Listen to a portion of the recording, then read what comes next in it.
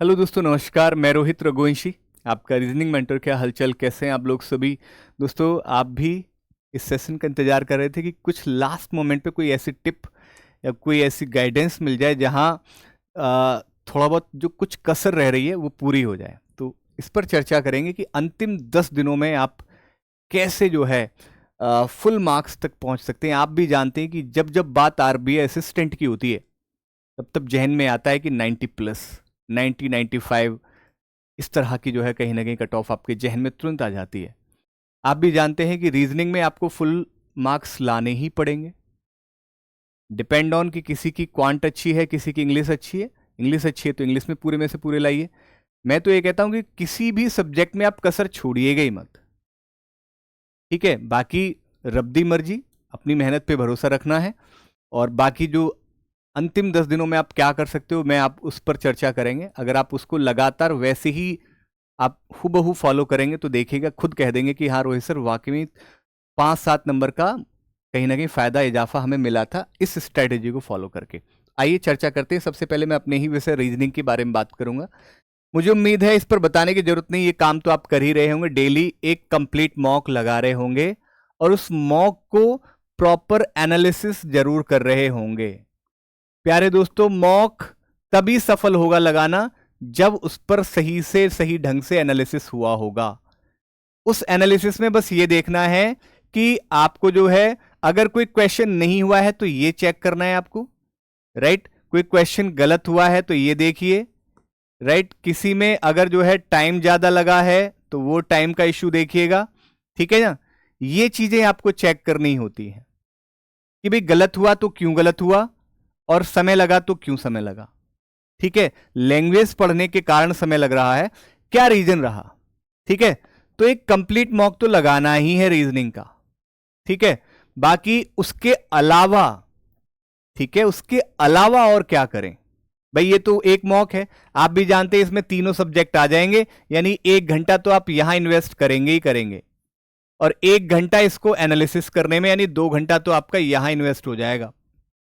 Mock को लगाना, साथ के साथ उसको एनालिसिस करना, इसमें 2 घंटा हम मान लेते हैं। ठीक है, ये 1 घंटा 2 घंटा जो है तीनों सब्जेक्ट के लिए शामिल है। रीजनिंग, क्वांट, इंग्लिश में तीनों शामिल है। ठीक है जी, तो इसको तो बिल्कुल अलग ही कर देते हैं। इसके अलावा क्या करें, 5 से 6 सेट कंप्लीट आप पजल सिटिंग के लगाएंगे।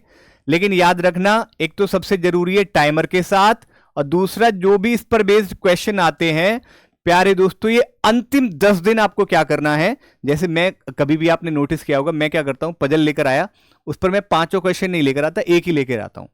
लेकिन अब आप ऐसा नहीं करेंगे।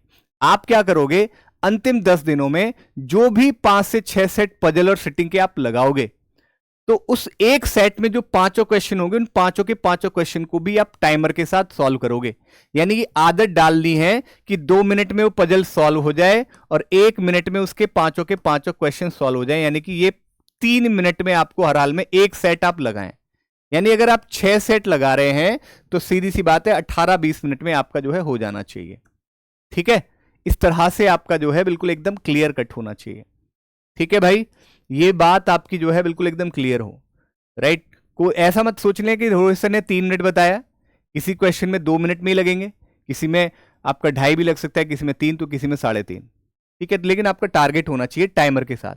फिर उसके बाद मिक्स क्वेश्चन की प्रैक्टिस, वो भी टाइमर के साथ होनी चाहिए। ठीक है, ऐसे बहुत सारे एप्लीकेशन है जो टाइमर के साथ आपको क्विज देते हैं। टाइमर के साथ बहुत सारे ऐसे एप्लीकेशन है, आप देख सकते हो, लगाएं वहां से आप। ठीक है, ये आपके जीवन का मामला है भाई। ठीक है, तो इसमें कंजूसी ना करें, जहां से जो मिल रहा है कंटेंट प्रैक्टिस करने के लिए, अगर कहीं से मिल रहा है तो आप प्रैक्टिस करने, आप कुछ भी कर सकते हैं। याद रखना, मैंने ये कहा है कि टीचर आपका एक होना चाहिए, लेकिन कंटेंट अगर आपको कहीं से मिलता है, चाहे फ्री या पेड, अगर जेन्युइन है, अच्छा कंटेंट है, आप उसको ले लीजिए। ठीक है, चलिए। तो मिक्स प्रैक्टिस, जैसे कि कभी स्लॉक्स और इनइक्वालिटी के 25 से 30 क्वेश्चन लगा लिए, कभी कोडिंग डिकोडिंग अल्फा न्यूमेरिक के लगा लिए। ऐसे ही मतलब आप इसको कोशिश करें, अल्टरनेट डेज पर आप ये सारे टॉपिक लगाते रहें। ब्लड रिलेशन, डायरेक्शन के लगाएं। ठीक है, ऑर्डर एंड रैंकिंग और मिसलिनियस के लगाएं।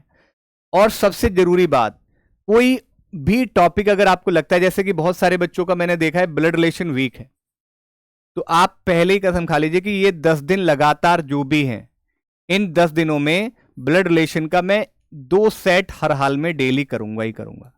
ये आपका अपने आप से प्रॉमिस होना चाहिए। जिस भी टॉपिक में आपको लगता है कि यार स्लॉग्स में मुझे कंफ्यूजन होता है, स्लॉग्स में मुझे परेशानी होती है, यार मैं डेली 10 क्वेश्चन स्लॉग्स के डेली लगाऊंगा। यानी कि ऐसे टॉपिक जो भी आपके वीक टॉपिक हैं, जो भी आपके वीक टॉपिक हैं, उन टॉपिक को अपने डेली रूटीन में करना ही करना है। ब्लड रिलेशन के 2 सेट आपको लगाने ही लगाने, स्लॉग्स के 10 क्वेश्चन आपको डेली करने ही करने हैं। ठीक है, मुझे लगता है बाकी कोई और टॉपिक में तो ऐसा आपको ऐसा रहता नहीं है।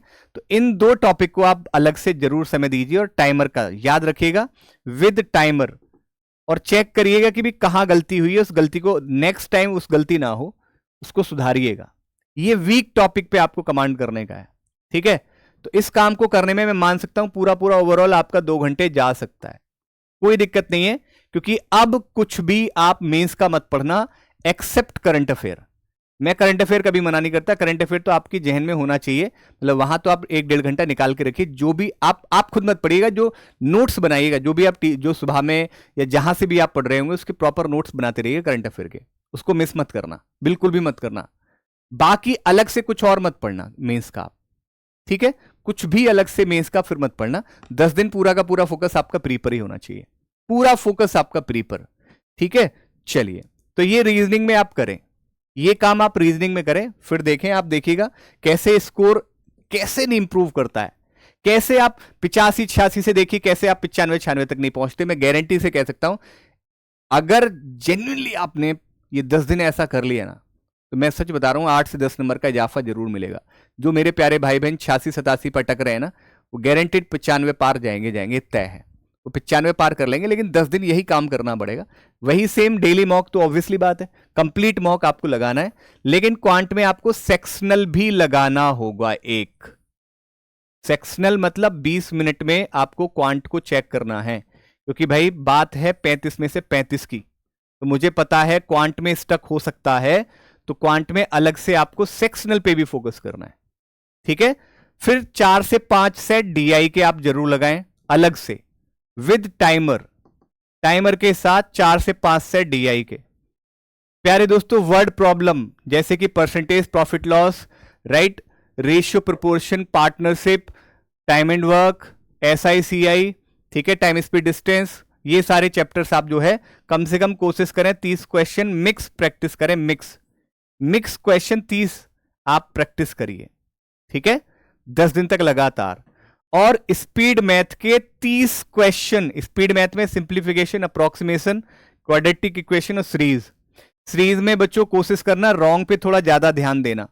मतलब मैं ये नहीं कह रहा हूं मिसिंग को भूल जाएंगे, लेकिन रॉन्ग पे थोड़ा फोकस ज्यादा करना, कि अगर रॉन्ग में कभी कभी बच्चे स्टक होते हैं, तो जिसमें जहां भी आप स्टक होते हैं, जहां भी आपको लगता है, क्योंकि स्पीड मैथ से मैं आप सभी से कह रहा हूं, स्पीड मैथ का एक भी सिंगल क्वेश्चन कटना नहीं चाहिए, क्योंकि आप भी जानते हैं कम से कम ये मानकर चलिए 15 से 18 नंबर का आपको स्पीड मैथ देखने को मिलेगा ही मिलेगा।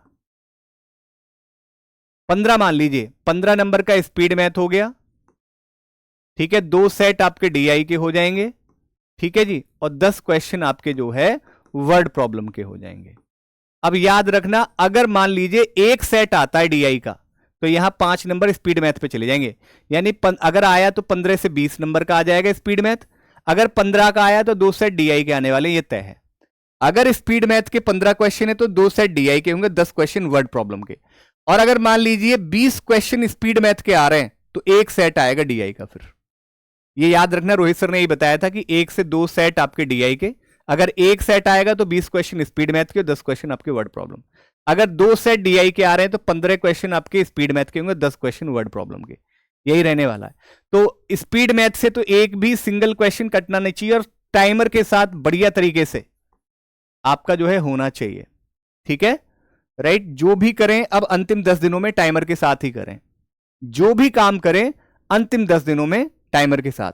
याद रखना, क्वांट में मैंने एक चीज और बढ़ा दी है, सेक्शनल भी आप जरूर लगाना एक डेली, अंतिम 10 दिनों में सेक्शनल लगाना। लेकिन कोई टीचर आपसे ये कहता है कि 2 मॉक लगाओ, 3 मॉक लगाओ, बेवकूफी मत करना, बिल्कुल भी नहीं। मैंने क्वांट को इसलिए बोला है कि क्वांट में होता है कि भाई नहीं, हम कितनी भी कोशिश कर लें 35 तक नहीं, तो इसलिए एक आप सेक्शनल आप जरूर लगा लीजिएगा, ठीक है। चलिए, जिससे कि आपको पता लगे इंग्लिश में क्या करना है। सेम इंग्लिश में भी कंप्लीट मॉक तो उसी में आ जाएगा भाई। मैं कह रहा हूं ना, रीजनिंग, क्वांट और इंग्लिश ये तीनों ही तो विषय होते हैं, तो कंप्लीट मॉक उसी की बात कर रहा हूं, तीनों के लिए सेम, ठीक है। बाकी सेक्शनल आप इंग्लिश के लिए जरूर लगाएं, लेकिन जिसकी जो बहुत ही अच्छी है इंग्लिश, उसको जरूरी नहीं है। जिसको लगता है कि हाँ यार थोड़ी सी कमी है, थोड़ी सी गुंजाइश है, तो वो इंग्लिश का सेक्शनल मॉक जरूर लगाए, ठीक है भाई। चलिए, और उसके अलावा क्या करना है, डेली डेली अंतिम 10 दिनों में डेली क्या करना है, 3 से 4 आपको कॉम्प्रिहेंशन लगाने हैं। 3 सेट तो आप मानकर चलिए 3 से 4 सेट आप कॉम्प्रिहेंशन के लगाएं। और याद रखना, असिस्टेंट का है, स्टोरी बेस्ड आएगा, बहुत ज्यादा हार्ड पढ़ने की जरूरत नहीं है अंतिम 10 दिनों में। अंतिम 10 दिनों में पीओवीओ का मत लगाना, क्लैरिकल का ही लगाना, क्योंकि यहां आपको स्टोरी बेस्ड ही देखने को मिलेगा, पैराग्राफ या जो भी पैसेज आपको देखने को मिलता है, ठीक है। क्लोज टेस्ट 2 से 3 सेट आप प्रैक्टिस करिए। 2 से 3 सेट आपके पैराजंबल के होने चाहिए, और 30 से 35 क्वेश्चन आपके जो हैं मिक्स होने चाहिए। मिक्स में क्या, error, miss spelled, word swap, fillers, match the column, ठीक है। ये इनकी मिक्स प्रैक्टिस कर लीजिए, मिक्स प्रैक्टिस जैसे भी हो सके, लेकिन 30 से 35 क्वेश्चन की आप प्रैक्टिस जरूर करें इंग्लिश के। और याद रखिए, ये सारा काम जो है ये भी टाइमर के साथ, ये भी टाइमर के साथ, ठीक है। 3 से 4 कॉम्प्रिहेंशन करने ही करने हैं आपको, ठीक है भाई। यहां टाइमर के साथ आप जो है करेंगे ध्यान से। अगर ये आप लगातार 10 दिन फॉलो करते हैं तो ये तय है कि फिर कोई रोक भी नहीं पाएगा, ठीक है। कोई नहीं रोक सकता फिर आपको। बाकी बिल्कुल भी नर्वस होने की जरूरत नहीं है, राइट। किसी भी चीज को हैम्पर नहीं करें अपनी, ठीक है जी। जिस रिदम से, जिस तरह से आप चल रहे हैं, बस ये है कि बिल्कुल सटीक, राइट, आप इसी तरह चलते रहिए। माइंड में, दिमाग में किसी भी तरह का जो है ख्याल उल्टा सीधा ना आए, ठीक है। क्योंकि होता है ना कि अगर आपके दिमाग में ओवर थिंकिंग, तो ओवर थिंकिंग से आपको बचना है। अपने गोल की तरफ, अपने टारगेट की तरफ फोकस रखिएगा। बेवजह की चीजों से, बेवजह के लोगों से आप दूर रहिएगा इन 10 दिनों में, बिल्कुल अलग, ठीक है। कोई आपको डिस्ट्रैक्ट करने की कोशिश करता है तो आप उससे बिल्कुल दूरी बना लें इन 10 दिनों के लिए, तो बिल्कुल मतलब ही नहीं होना चाहिए। सोशल मीडिया, बेवजह की चीजें आप यूज ना करें, क्योंकि इनसे भी ध्यान भटकता ही है। मान लीजिए अभी मैंने थोड़ी देर कोई रील चला ली, तो दिमाग में दोपहर तक 2 घंटे यही चलेगा, यार मुझे नहीं चलानी चाहिए थी, मैंने क्यों कर दिया ऐसा। फिर उसको रिग्रेट में निकलेगा 1-1.5 घंटा, ठीक है। तो ऐसे ही जब समय जाता है तो फिर समय बीतता ही चला जाता है, फिर पूरे दिन आपका जो है ऐसे ही जाएगा। इसलिए कोई भी ऐसी चीज जो आपको परेशान कर रही है, कोई भी चीज ऐसी जो डिस्ट्रैक्ट कर रही है, उससे बिल्कुल एकदम दूरी बनाइए। आपका सिर्फ और सिर्फ जो मैंने आज आपको बताया है, लगातार इसी पर आपको काम करना है 10 दिन। 2 घंटा रीजनिंग अलग से करिए, 2 घंटा आप क्वांट, 2-3 घंटे क्वांट को, और 2 घंटा आप इंग्लिश को। 3 2 5 2 7 वहां हो गया, 2 घंटा कंप्लीट मॉक। 9 घंटे 10 घंटे बस आराम से, इससे ज्यादा बिल्कुल नहीं। प्रॉपर नींद लीजिए, अच्छे से अच्छा खाना खाइए, बेवजह की चीजों से दूर, अननेसेसरी कोई बाहर का फूड से बचना है, साफ सुथरा खाएं, बढ़िया तरीके से रहें। 9-10 घंटे आराम से मस्त पढ़ें, बढ़िया करके एकदम पूरा डेडिकेटेड होना चाहिए।